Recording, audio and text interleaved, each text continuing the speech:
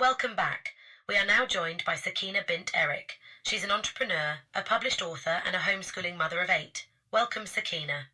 But I'm also a convert to Islam. That's the best part of what I am and what I do. Well, I can't imagine that's much interest to anyone. That's why I didn't mention it in my intro about you. Is that why? Yes, of course. I am a podcast host, so I'm concerned primarily with what's interesting, what keeps the people listening. Let's get to it now. Why do you homeschool? I was bullied when I was in grade school, and it was, I just thought this is the best way for me to try to protect my children. But then, after I accepted Islam, then I realized that it was more important for me at that point for religious reasons. Oh, come off it. No need to bring religion into this, Sakina. I can't imagine how I can speak about my homeschool journey without talking about my conversion to Islam. All right, we'll pivot to another aspect of your life then. You're also a social media influencer. How did someone your age get over 80,000 followers on TikTok and over 2,000 subscribers on YouTube? Yeah, my son, he said that I should try posting to TikTok. He had been posting videos for some time, and I said, I'd just be posting study notes, like I'd just be posting my studies in my university. And he said, Mama, there's a lot of Muslims on TikTok, and they really respect Islamic content. So I was very happy. And we're back on the topic of your religion again. My goodness. I wouldn't have gotten the followers that I have without talking about Islam. You literally asked me how I ended up with this many followers, and that's what I told you. All right then.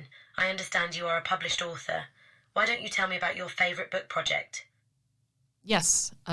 It's a story that my daughter and I actually kind of wrote together.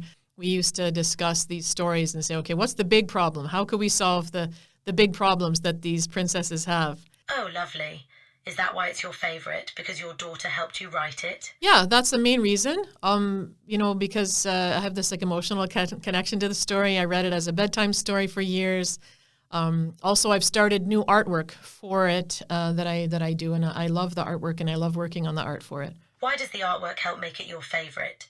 Yeah, plasticine artwork is very, very detailed. It takes a really long time to actually form a picture, and lots of details and everything like that. But it's something that I just really love to do.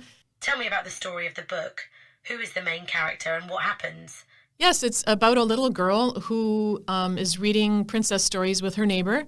And as they read the stories, she just kind of jumps into the story and helps them solve their big problems that they have. What a creative idea. But aren't their problems always solved by a handsome prince? That's part of the problem, that women don't need to really think very hard about how to fix things. They can just, have a prince come and save them. That's part of the problem. So how does she help the princesses then? Well, the book is called Amal and the Storybook Princesses, and it's a little Muslim girl, and she solves their problems using Islam. That's all the time we have today. Thank you for listening. To learn more about Sakina's work, follow her many platforms on social media and go to her website binterik.com.